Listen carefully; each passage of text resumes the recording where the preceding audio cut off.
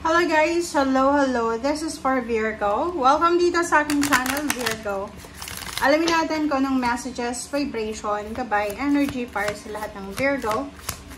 This is general reading. So, weekly tarot reading tayo, Virgo, from November 3 hanggang November 9. So, please check your intuition, guys. Dalawa yung gustong lumabas. Wow! Okay, 25. You're waiting. And, ano ba itong hinihintay mo? Are you waiting for a partnership, collaboration? You're waiting for someone para tulungan ka? You're waiting for some information? Nag-wait ka ng contract signing? Or pwedeng nag-wait ka ng, ano ba, lump sum of money? Please comment down below, guys. You're waiting for something, okay? But this one is, nakafocus siya sa partnership. It's either love life, it's either nag-a-apply ka ng trabaho, or it's either negosyo siya. So, basta mayroon dito na collaboration and partnership, alliances, parang ganon.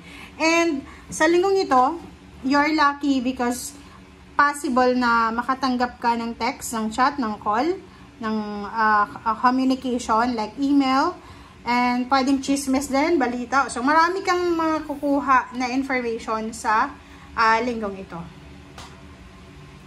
Okay, let's check.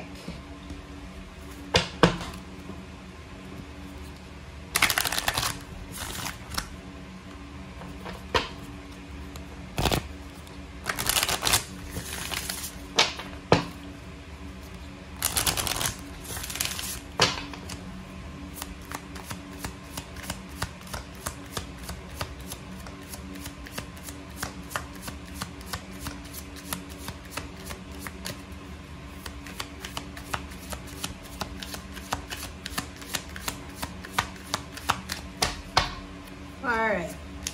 Okay, letting go. OMG. Bakit ganon? Ba't letting go? Letting go. This is Pisces, fish. So, water sign siya. This energy is water sign. So, sinasabi ng baraha dyan sa'yo. Okay? Sinasabi ng baraha na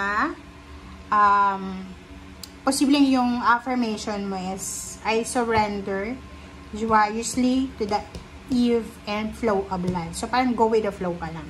So, sa linggong ito, sabi ng baraha sa'yo, if ever naghihintay ka ng love life, naghihintay ka ng trabaho, ng negosyo, ng pera, ng balita, ng communication, ng clarity, ng confirmation, or anything na hinihintay mo, sinasabi ng baraha sa'yo na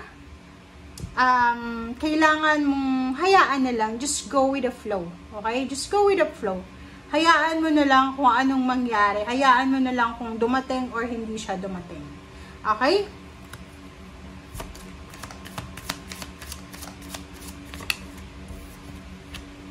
Oh, 'di ba? Sinasabi ng baraha sa'yo na you have the authority, you have the power, you have the authority, you have the power to gawin kung ano yung mga bagay-bagay na gustuhin mo. Pero, diba, like, yung mga controllable na bagay sa mundo, sa buhay natin, yung parang, kailangan mong i-check, i-double check mo sa sarili mo na, alimbawa, itong hinihintay mo na to, kaya mo bang kontrolin yan? Kontrolado mo pa yung pagdating yan or pag-alis? Kung kontrolado mo, okay lang. Pero pag hindi mo naman kontrolado, i-let go mo na lang. Okay?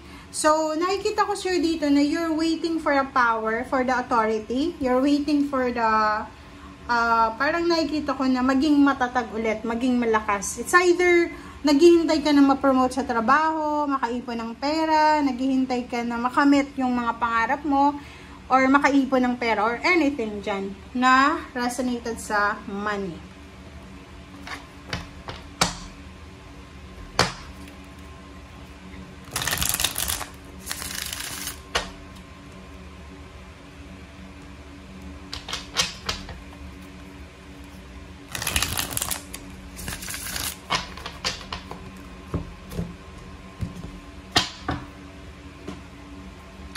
Okay.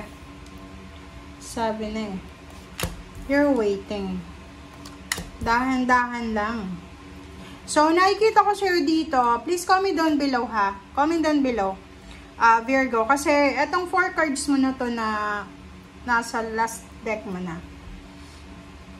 Ang sinasabi ng barahan na to, na if you have choice and option, like ang nakikita ko sir dito, mayroon kang minamanifest na trabaho, na posisyon sa trabaho, may bahay, lupa, sasakyan, ipon, ganyan ganito. Sinasabi ng baraha sa'yo na as much as possible, if ever na hindi pa siya ready sa ngayon, or hindi pa siya pwede, just let go. 'Di ba? Kasi itong Knight of Swords na to, parang feeling mo, ang bagal eh. Ang bagal. And you have choice and option dito eh. Like ito, tingnan mo to.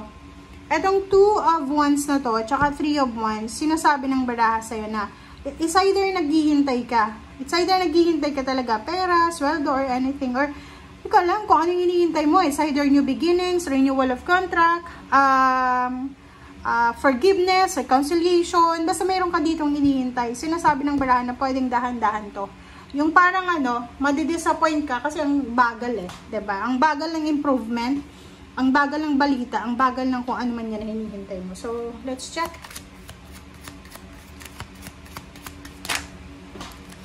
Okay. 7 of Pentacles. So, pera. Maybe you're waiting for a lump sum of money. Pwedeng umutang ka sa bangko or sa isang tao. Sweldo ba ang hinihintay mo?